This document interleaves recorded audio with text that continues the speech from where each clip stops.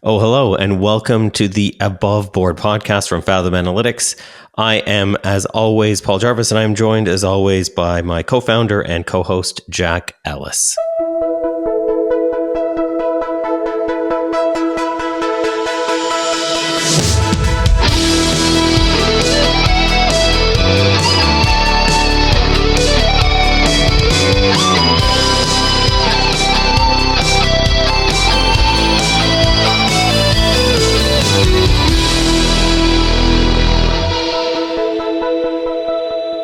Good day, sir. Good day to you. How's it going? Good. It is going. It was a very long weekend, even though it was only 2 days. But I got through it, and now we're working. Oh yeah, loads of shit broke for you, didn't it? I was just thinking, what did you do? Yeah, you had everything. My entire dirt bike was in individual pieces on the floor of my garage. Did you fix it? No, I ordered the parts. I think what happened was I blew the DC converter and possibly some of the wiring. So I've ordered some extra parts to fix it. But yeah, I tried to get it back together Sunday, and something isn't working with the electronics, and I think it's a 12-volt system. So I've ordered replacement parts for it. Have you ever shocked yourself when trying to fix stuff? Oh yeah, a couple times. I've shocked myself on like actual electrical outlets in the house, and that's no. Yeah, it's not fun. Good. It just feels it's such a gross feeling. Mm-hmm. Yeah. So I did it once, and it's funny how the body adapts though. I remember one time, I don't know if I actually got shocked, but there was water and the bath had leaked downstairs to the electrics. And I was trying to turn the fuse box back on. Because I was dumb, I didn't really understand it at the time I was doing it. And I have a memory of it just flicking up instantly. And it made me jump, or it sparked or something. Yep. And to actually then get my body to go past that and do it was very hard. When it was time to turn it on, because I was convinced it was going to be bad again. Yeah, I accidentally... My wife touched an outlet that I said was off, and it wasn't off. When I was redoing the kitchen, I told her the outlet wasn't live, and she touched it and it was live. And that wasn't fun. That wasn't fun for either of us. Oh God, I can imagine. That's funny. So, all right. So it was a busy week last week, or I don't know. I think I'll probably release this episode today. So yeah, last week, if you're listening to this when it's released, or last week for us, same thing. Mm-hmm. We released a new version of our interface for the Fathom application, which now matches the website. So both things are in perfect alignment now. Yeah, not having to maintain two front ends and stuff is beautiful. I mean, that was a grind. Because you could do everything easily in the new UI you'd built, the new framework. Yeah. But it was a grind for you to have to adapt it to the old one. And it was unnecessary work, and we had to get there. Last week was good. Yep. And yeah, I think one of the main things too was that we were able to, like, all four of us were able to kind of QA it before we went live. So when we did go live, there was a couple minor things that went wrong, but like I was surprised how little, and this is probably going to come back and bite us in the ass, but like it went fairly well. Yeah. Like obviously there were some people noticed some things pretty quickly that we didn't catch, but it was minor, and we were able to fix those things, and we were able to get those updates pushed out really, really quick. So overall, I was really happy with how the four of us kind of worked together to get that out the door. Yeah, there was only a few PRs that came in. I mean, yes, we went live with it, and then I was sick the day after. Yeah. I was just done. Good timing on that. Thank you. I'm still not 100%. Even as I'm talking on the podcast, I'm like, I'm still not. I'm going to be there soon, but it's nice to have a team where the team can continue whilst I'm sick. Yeah. And I just had to review the PRs, which is much easier than having to try and think too much. Yeah. But we didn't change any of the back end for the most part, which made things way easier. The only back end change I had to do was, for my work, was disabling the universal analytics importer, which I suppose we should talk about. Yeah. Google's now officially retired the API. And interestingly, let's talk about this, because they gave a year's notice, or they gave a bunch of notice after they killed their product. So number one, this is interesting anyway, Google didn't automatically transition the data over. And it makes me think about us and our small team and all the effort we go to maintain, but even the joke this morning, we're still maintaining version 1 data within the interface. And to basically tell people, go fuck yourself, the analytical products need historical data. You want to use a company which is actually going to care about that. It's very weird to me that they did that and didn't bring it over to the product and didn't find a way to do that. Yeah, there was no way to bring UA data into GA4, which I mean, yes, it's a free product and you get what you pay for, obviously, but like, holy shit, there were millions and millions of people using Universal Analytics. Like millions, like most of the internet. Google have proven that that's their reputation, isn't it? They can't be trusted. Products. No, and people like, in Google domains and sold to Squarespace or Wix or whatever it was, everyone's acting surprised. I'm going, well, no, Google, that is their reputation. They shut things down. Yeah. And I have an uneasy feeling about Google Analytics. I think something's at play there. I just don't think they care about SMEs anymore. Like, I just think they want that off of their plate because, especially with all the privacy stuff that we spend so much time on, I just think they don't want to be they don't want to faff around with that stuff anymore. It seems to be the case, yes. It's not a big moneymaker for them versus their advertising and showing 100 adverts per page. Mm-hmm. I just have this feeling, man. I don't know what's going to happen, but whenever someone's really confidently talking about GA4, I'm just thinking to myself, you are aware of what they've done throughout history.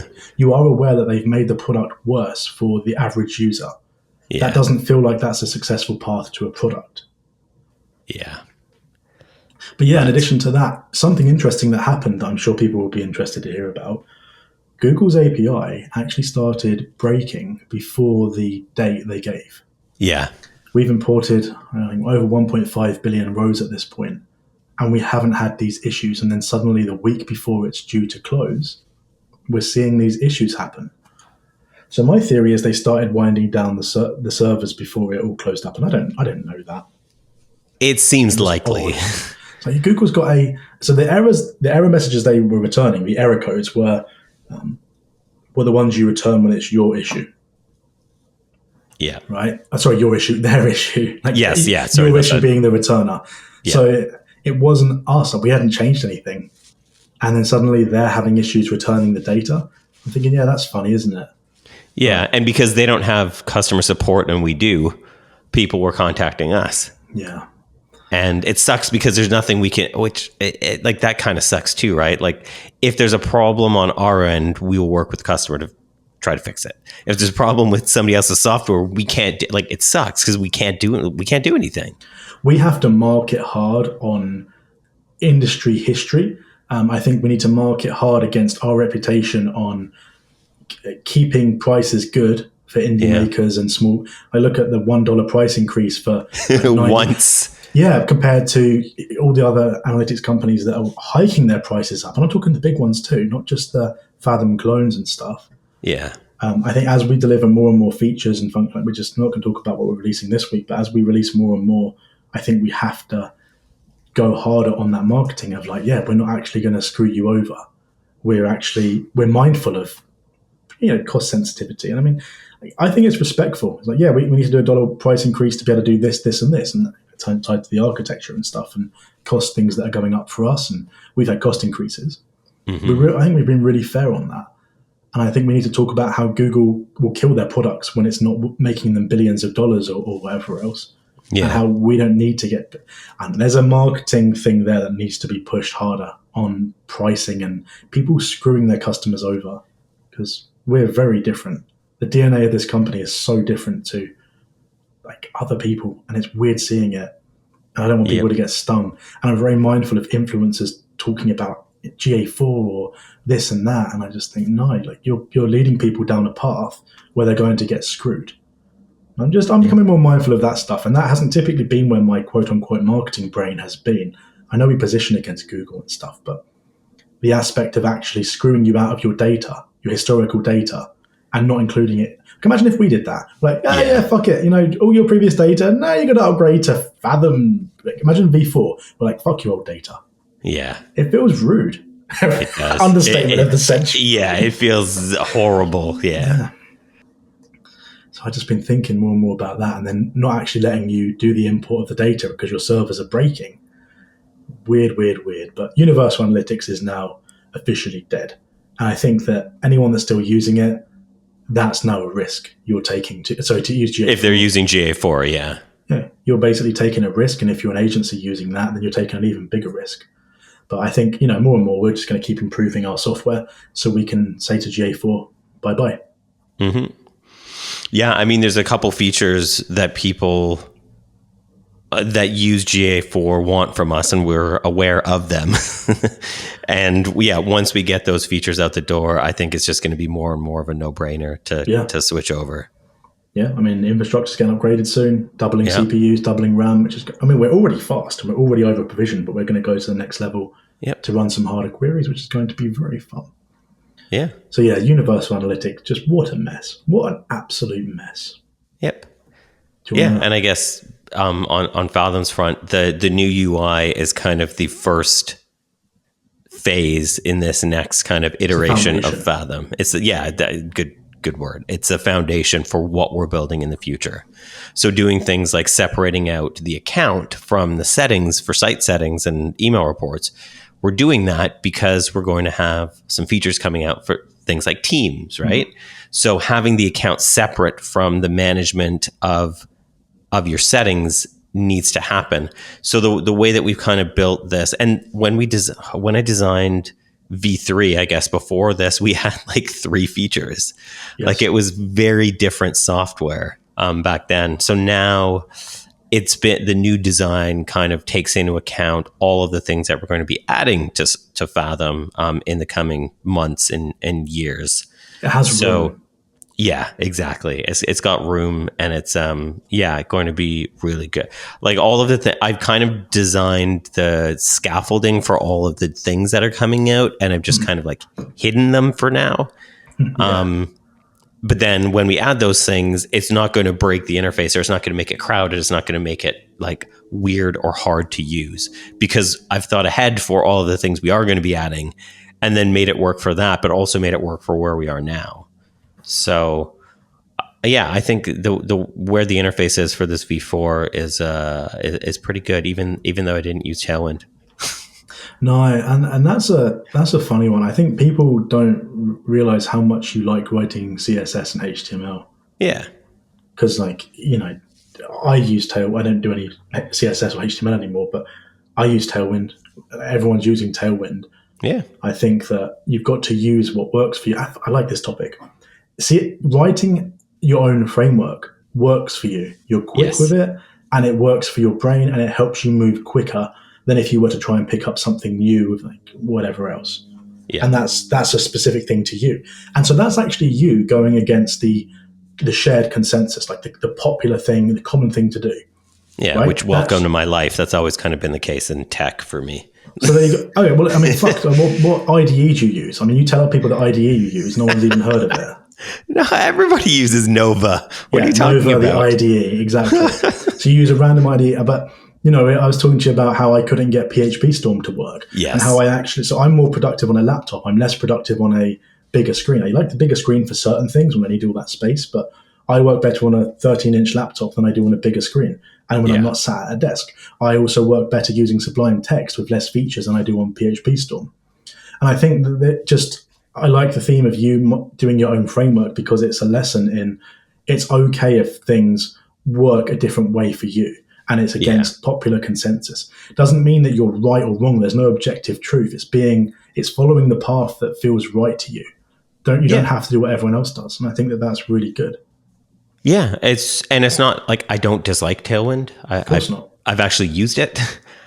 It's just, this is what, like, I have built CSS before Tailwind existed. I'd built CSS frameworks for most of the clients that I had when I was doing client work.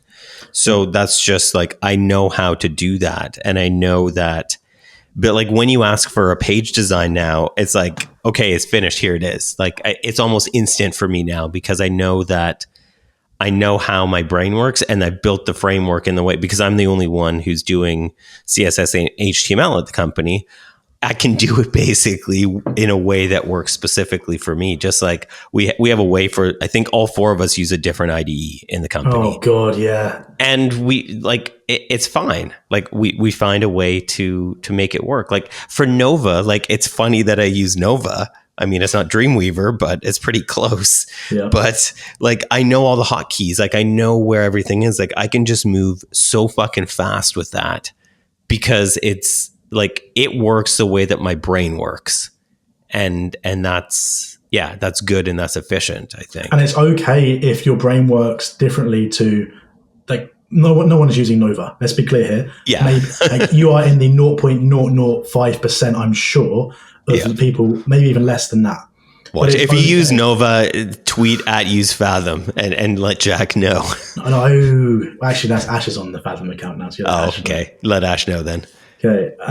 Yeah, no one's using Nova, but like, this is the thing, and we've got to be okay with listening to our brains. Yeah, like, this feels good. I like this. That you don't need an objective reason.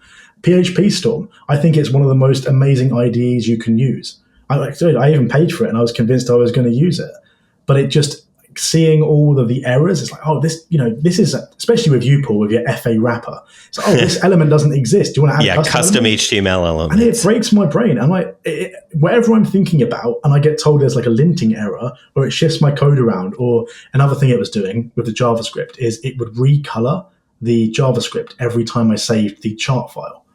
Stuff like that just interrupts my brain. I'm very good at like a single task. I can multitask when under pressure, but if I'm just want to focus on some code, I don't do good with all these interruptions and messages and being told that my code is wrong. And that's just me. Other people don't give a shit. They're completely indifferent to that. But for my brain, I like to have a single thread, and I like to just be, fast and everything else. And I felt like I was by myself until a software engineer who actually works at Laravel, he deleted the tweet because he had a moment of just like, does the world really need to know my thoughts on this? You tweet sometimes and you think, I don't actually need to share this. But I messaged him after, and he said that for him, it uses up his brain cycles when he's reading this feedback stuff. And it may be making your code better and cleaner and more compliant. But my job isn't to have the most clean, compliant code. My job is to get the job done. And I can refactor and I can clean it up down the road, but I'm not here to do that. Let me just get this out. Mm-hmm. So I am a big believer. I like that we've got a kind of coinciding. It's my brain today. Sorry, like side by side experiences for both of us where we're going against the norm, and that's okay. Without saying like the norm is the wrong way, we can just have our own preferred way of doing it. I think that's good. And that's kind of the ethos of the company too. Like Fathom, when we released Fathom, it was a different kind of website analytics. Yeah, like it was literally a website analytics with less stuff, which was so counter to analytics at that time in the industry, where everybody was just like, oh, we just need to our analytics product just needs to have more features than all our competitors. And we were like, at the back of the room raising our hand, like, what if it had less, but just the stuff that people needed? Yeah. And then, that kind of changed the way analytics worked. But like we've always kind of been that like less trodden path kind of company. Even when we do tech as well, like, we go into managed services, and there's a big debate. There's always a debate on Twitter, X. Yeah. And then it's about, self-hosted versus managed versus serverless. We always take the path that requires the least maintenance and work. And you absolutely do get people being like, what do you mean you have to hire people? You can just do it. You get messages. It's like, no, I don't mind getting a message. If I've committed something and my code is wrong and I get punished, quote unquote, punished for that, I'm like, okay with that. But if I'm getting a message because there's a server issue or scale up or, whatever related to that, I don't really want to deal with that. And people go, oh, yeah, but nothing's ever gone wrong. I've been fine for years. It's a risk tolerance thing. Mm-hmm. I mean, absolutely. We could self-host. I mean, it's funny actually because you have first-hand experience of self-hosted going wrong, which I enjoy that because it's like people going, "Oh, nothing's gone wrong with mine." It has literally happened in Fathom in the early days, and we moved to Heroku because of your experience with that. Yeah. So people don't come out and say nothing goes wrong. Things do go wrong, and it's a matter of luck. And my whole argument boils down to, I'd rather pay a premium to have Amazon deal with these server issues, however rare they may be. Mm. So not only are they doing I'm not going to claim that the updates are the hardest thing in the world to do. I'm just not, because that's intellectually dishonest. But if in the rare event that something goes wrong, we are effectively paying an insurance premium to have that handled, the same way we pay for AWS Shield Advanced. Mm-hmm. We spend money on that, and that's when we talked about it, that's an insurance policy. Other people would disagree with spending that kind of money on a firewall, right? But I mean, Yep. I think it's worth it actually because we get the WAF request included free. I think it's really good value. And then if we get attacked, then the underlying resources we get credit back or whatever it is, which I think is great. Yeah. I think people are a bit too like, oh, well, things probably won't go wrong. And I think that's fine if it's your shit. But if it's somebody else's shit that they're paying you to take care of, then it's not okay. And that's been our mindset, is that Yeah. our job is to keep analytics online. And this is the new iteration. And I talked about this to people before, and I talked about it on a podcast somewhere else. But the new iteration is focused on like a whole new level of uptime and resilience, right? Yeah. Where I think we can get to 1 million requests, maybe even more. I haven't prototyped this yet, but I've got a way where we might be able to get as many as 10 million requests per second in support, which is just like, that is our responsibility. That's our number one responsibility. I even talk about API uptime. My API has got great uptime and everything, but the API being able to read, sure, it's important, but that is not as important as the collection of data itself. And that has always been the ethos. That like dashboard's down for 10, 15 minutes and it's out of our control. Okay, like, that's not great, but okay. But losing data on ingest, like that's what we consider a disaster. I mean, that's been the ethos since the beginning. Yeah. Yeah, like I'm so pissed, especially in the last week. All of these emails from these like Fortune 500 companies, like, oh, sorry, we lost it. Fucking AT&T gets hacked, Ticketmaster gets hacked, Evolve and Trust Bank gets all the, like, I don't understand how these massive companies are just so cavalier with data that isn't really theirs. Like, it's data that belongs to their customers that lives on their servers. And I don't think enough customers understand that, or enough businesses understand that that's how customers think. Okay, but I'm just trying to think. I'm sure I shared something a few days ago in our group chat. You quoted it. Wasn't the AT&T breach related to their database provider? I'm going to read the title from CNBC. I don't know how. I think this is a reliable article. I'm always scared. AT&T's massive data breach deepens crisis for Snowflake 7 weeks after hack was disclosed. Yeah. Nearly all wireless customers, it seems that it was like Ticketmaster, LendingTree, Advance Auto Parts, Live Nation Entertainment, and Santander Bank tied to Snowflake. It looks like it was Snowflake that was actually compromised, I believe. Yeah. Which Snowflake is effectively like a database. They call it a data cloud. I mean, it's like now it's an AI data cloud. I think of it as like it's a data warehouse, but you can. I don't even know. It's rebrand. Like, technically, they're saying they're an AI data cloud, but I always thought of it as like a data platform. Let's call it that, because it's so like there's a bunch of stuff. I think of it as a place for data, and it's a single store competitor. So I'm aware of it. I've heard of it, and it's something I've looked at before. So we're not switching to them this week. Oh man, it's interesting though, isn't it? Single store take their security really seriously, and I'm glad that we use them. Yep. But I also think it comes down to what data you're storing in the database, right? And we've talked about de-risking things and how we're minification of what we're storing, and I think that's a huge thing. Mm-hmm. Like I think Stripe is a good place to keep customer addresses, and then it's with Stripe. Stripe has the most strict Think about Stripe, who are handling payment information. I think that they're going to be under stricter, that they're going to have bigger policies in place than Snowflake. Which is just like a gut feeling, because they're handling payment information. I don't have any evidence to prove this. It's just a gut feeling. Also, like, it's already going to be there for payment information. We don't. Other companies might take that customer information and put it in another database, like put it in their main database. We don't do that. No, we don't move data around. This is the whole thing. No, that's another thing with Snowflake. I believe that you can feed stuff in from your database to Snowflake as like a data platform, and they did all that, I'm sure, to get some data for some PowerPoint presentation, and then the cost was that they had a bunch of stuff exposed. Yeah, I mean, this is huge. I mean, it isn't just AT&T; it's a bunch of stuff. It's a scary stuff for sure. Yeah. Yeah, and I'm not saying that companies are stupid if they get hacked.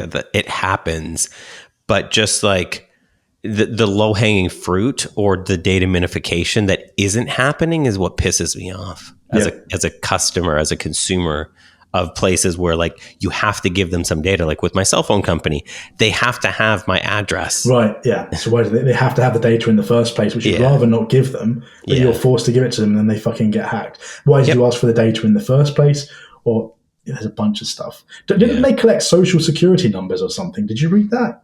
Am I remembering that right? I don't remember for that, but I know that there are some cell companies where they do need to do a credit check. Like if you're getting a certain type of plan, they do need to do a credit check, which and monitoring credit to make sure you don't do anything dodgy whilst they've got your data and what have you. Yeah.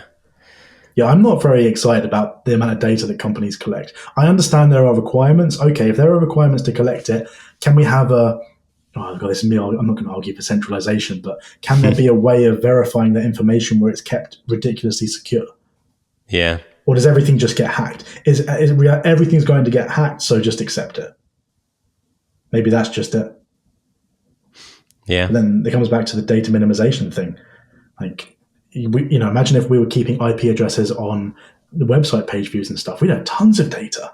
I don't know how people can sleep at night when they're collecting that much data. I guess it helps boost their business, but I'd be anxious. Like we can literally have years and years of raw access logs. This is what I always hated about Google. It was so kind of opaque and you didn't know fully what they were doing with the data. And it bothered you because you follow the incentives of that company as an advertiser. We talked about this before. Yeah. But, God, man, I can't wait for our new DPA and our new ingest. It's going to be even better. Even things that I guess while we're on this topic, because it is related and we did talk about it on another episode, but there does seem to be a trend now where all of these companies are saying, hey, we're using your data to train our LLMs. Or you have to opt out and you have to remember to opt out in order. And it's just like, no, that's my data, please. Don't worry, it's safe. It's only going to be, do you remember Slack? Don't worry, it's safe. It's going to stay within your workspace. Yeah, like we're still in early days. I'd rather you guys chill out, or if you're going to do it, like you can train models. Yes. If the models are one model per workspace, but even then, like I think you should have to opt in for it. My wife just deleted a bunch of photos off of like Facebook or Instagram or whatever because I've been warning her for a while about what Facebook might be doing. Yeah, and you shouldn't trust them. Yeah, I don't know what she's seen, but they're now gone. I think photos of our daughter or something she had somewhere, so they're now gone. But I think they were training on publicly available pictures. I just don't trust them. Yep. It's just a shitty way to have to live, to just not be able to trust these companies to do the right thing, because they never do. It is not even being like conspiratorial. It's just they never do the right thing. Like none of these huge companies do the right thing. So it's just like I believe their actions more than their flowery marketing fucking language. Well, and everyone gets angry at the GDPR, and obviously, let's be real here. The GDPR did really screw over a lot of small businesses that had to now, bend over backwards to comply. I think, let's be honest with ourselves, the reason that was done is because these companies, big companies, if they were left unchecked, they would keep all the data they could. And so it was like a cost we had to pay. Honestly, I like the way that the California Privacy Act did it, where if you were below a certain revenue, there was some nuance that kept you from having to stress as much, or there was something there. I can't remember the specifics. The GDPR fucked so many small businesses, and everyone got angry at the lawmakers. And I think that, that's fair. But what caused the GDPR to come about? It wasn't just, we're bored, we're going to do it. It was Facebook. It was Google. These companies would just keep mining your data and they would store everything. And it wasn't about what was right or wrong. It was about, can this make us money? Can this increase the value of the company? That was all it was about. When there are corporate incentives to be a sociopath, every corporation is going to act like a sociopath. Like you're not going to get anything. You're not going to get a different result. This is when we get into conversations about you go back into pharmaceutical company history and you look at some of the lies that they've told because it was a risk. That they would rather tell the lie about causing cancer or whatever. I think the asbestos, there was something to do with Johnson & Johnson. I mean, this is just one case. Or Dunlop, yeah. I don't actually know the Dunlop There was Johnson and Johnson, or even like the Purdue thing with the opioids and stuff, right? Like it's just like they would rather pay the billions of dollars in fines because it's less than the money that they've made. And when incentives are set up like that, these companies are only going. They have a fiduciary duty to make their shareholders more money every quarter. That's it. So what you just said, that line, they can be sued if they do not focus on how to make the business money. Yes. So it's funny when a CEO or a company does something, like if J&J are fighting something, they actually had a $6.48 billion settlement back in May to settle the talcum powder cancer lawsuits. There was something there. Now, so I don't blame pharmaceutical companies for suppressing information. Now, that's not me saying it's okay or right, by the way. I think we're on the same page here. Yeah. But they are legally required to deliver shareholder value, and they would rather hide something or maybe suppress something because it's going to end up in a fine. It's unlikely to end up in jail time because money's worth more than putting someone in jail, and this happens with financial companies too. I forget, I think it was a US or Canadian bank. They were selling something or they were doing something dodgy. They get a fine. It's a penalty. Yeah. So, Johnson and Johnson had reserved $11 billion to account for the talc settlements. There's a bunch of stuff. So yeah, you've got to look at the incentives, and that's why, as someone who isn't really big into excessive regulation, I do understand why regulation is needed, and I do understand how incentives align. So I understand why GDPR came about, and I understand why, sociopathic companies behave like that. Yeah, they don't have a choice because it wouldn't make sense for them to behave any other way. I still have this vision, dude, of like one day we put together like a complete timeline of big tech companies listing out what they've done, because I think a lot of people know, and they've got a feel of it, often more than we do, perhaps. Not perhaps, definitely. Some people know more than us about big tech history, and I think it'd be interesting to have it listed out so people can actually look at what these companies are doing. So it isn't just Google Analytics is free. It's like, no, look at what this company's done. Look at there was a lawsuit with kids. They were showing kids, or they were monetizing kids, or there was something. I forget the specifics. There's too much to remember. Yeah. And I think that's what they bank on. There's just too much to keep an eye on that nobody can, or very few people can, or it's nerds. Like I was listening to a podcast the other day where there was a researcher who looks at what Google chooses to show in the algorithm where and how that affects things like politics or voting in democratic countries. Yeah. And like, it's scary shit. It's a lot of power. Yeah. It's a ton of power. Google and YouTube will pay, this is in 2019, they paid $170 million for alleged is this a settlement? For alleged violations of children's privacy law. They collected kids' personal information without parental consent. These aren't good companies. I don't know, but everyone can choose. But these aren't good companies, and all my brain keeps going, we got to market harder against these fuckers. I really don't like these companies. Yeah, it just sucks. Like the differentiator in the market is the fact that we aren't fucking assholes. Like, we're not incentivized to be. Yeah, we're not incentivized to be sociopaths. But this episode's got to wrap up soon. But that then comes back into the whole: are you looking to get that $1 billion company so you can have an exit and make however many millions, or are you building a company to be profitable and sustainable, and that's it, right? Yeah. Like, how do we increase our revenue of our company? We build a few more features, bit of marketing. There's no $1 billion valuation that is required or desired. No one's pushing us there. We can sleep, we can take a nap for 8 months, and obviously customers would be pissed, but there's no one pushing us to get this ridiculous valuation. We've just got to deliver for existing customers. Big difference. Incentives aren't there. That's the thing. Our only incentive, obviously, is to remain profitable and sustainable so we can pay us. But our biggest duty, and in the way that we achieve this, is by supporting our customers and doing right for the people who pay us. We don't need to store data for a big bet that we're going to make in. Like, we want to do this big AI bet to make investors happy. Like, I get it. I get that there's investor pressure, and I'm not singling any company out. I realize it's everyone. But some companies will not do that in a good way. A lot of some companies will. I'm not going to tie everyone with the same. I can't even remember the expression. Brush. Paint everybody with the same broad strokes. Or something. Is that what it is? Yeah. Maybe. Like I know Meta and Google are different companies. From like, Yeah. Not every billion-dollar company is bad. Just look at the incentives, look at how they're making their money, and then that's it. And free is concerning. Free is always concerning because free has to be monetized in some way. Freemium, bit different. You can see how they're making money. They're taking a loss on freemium and free. Sorry, you can kind of see that, but your back, the hairs on your back should go up when you see free. Yeah, I get nervous. I like paying for software. I love paying a subscription. I know people talk about subscription, but I love it. Whenever I subscribe to software, and it's like, oh, you're going to pay this per month or this per year, I always go, yes, good. I know my money's going towards a development. I can see the business model in front of me. What's honest? It's literally an honest business model. I like it. Or even ones where I will defend the one-off payment thing for certain courses and certain products. If they say, oh, it's a one-off cost for the product, you get the product forever, but if you want to get regular updates, you've got to pay us. And say that's for a piece of software with no maintenance or whatever.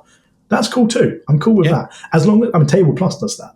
As long as there's a mechanism where I can see how you're going to make recurring revenue to be a sustainable company, that makes me happy.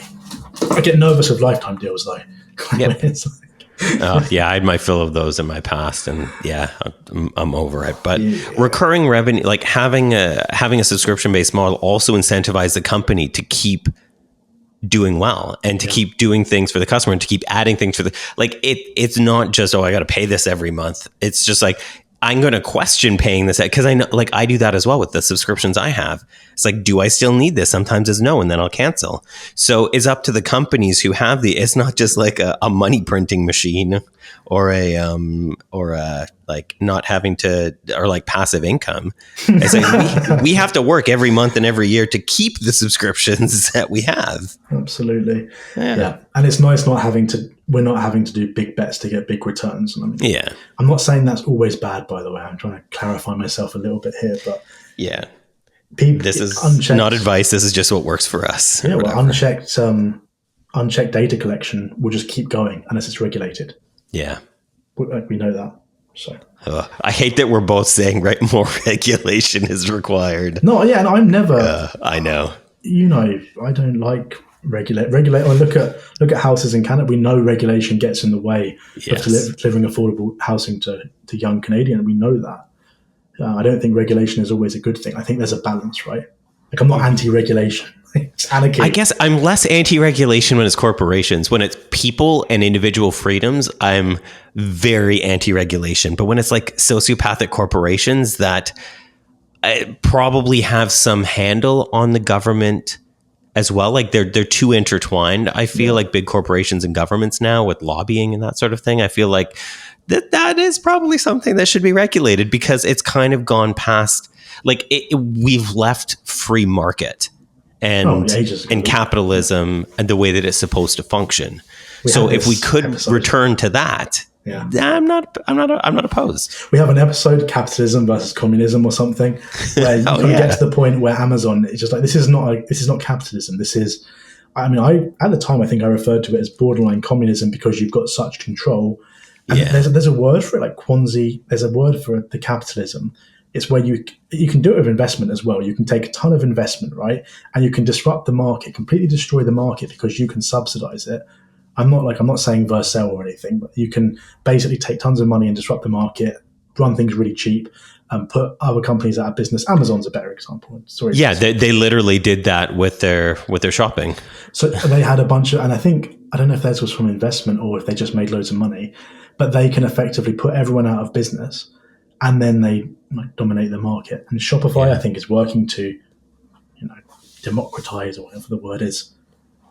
But it just, Amazon doesn't feel like capitalism sometimes. And I think the bigger the company gets, but we have that. We have monopoly stuff. Do I think they should be more regulated? It's tricky, isn't it? Because does a free market mean equal competition? Because people have different connections and skills. Two founders versus another two founders, if those two founders have more skills, they haven't got to spend hundreds of thousands of dollars on the skills and hiring them, right? Yeah. Like it's a tricky one. And money can lead to you having an advantage. I think it's obvious with big companies though. Yeah. I don't have the answer, by the way. I do think capitalism is an imperfect system. So we haven't solved the world problems in this episode. This is people's issue, right? Yeah. Like, I think with some lines of capitalism, you think, is it really capitalism? I still think communists are absolute idiots. I truly believe that. I think it's a very, very horrible system. But I also... It doesn't work. It doesn't reward ingenuity. It doesn't reward hard work. It doesn't reward anything that makes us as a species better. It doesn't align with human nature. Is what it all comes down to. 100% doesn't. And you're deluded if you think you're going to change. There's always going to be some kind of hierarchy that develops, right? Like for you, for example, you're good at designing. Well, what happens if one person wants your designing and they're like, oh, and say it's like you've got universal income, or I don't know how communism would distribute funds. But then how is someone going to get access to your stuff? Someone wants it really bad. There might be some behind the doors negotiation that happens. And then you've got who the ruling party is and position in the party. I always liked Animal Farm. That's what I was going to say. It sounds like that, where all animals are equal, but some animals are People try and more equal than others. I've read criticisms of that book, and it just makes me laugh. Like, that is literally what it boils down to. A hierarchy will develop, and there'll be different things, and capitalism is an imperfect system. And on that note, thank you everybody for listening, and we'll be back at some point in the near future with another episode. Cheers.